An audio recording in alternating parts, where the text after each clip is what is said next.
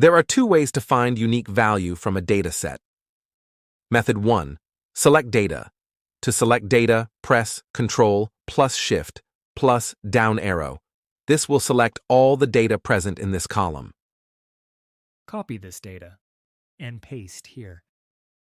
Now go to Data tab and click on Remove Duplicates.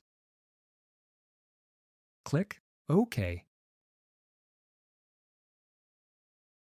This will give you unique values.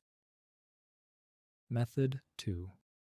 Use Unique function.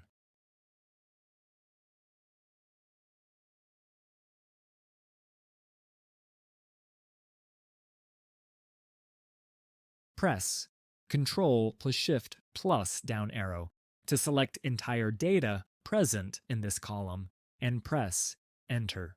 This will give you unique values from the dataset.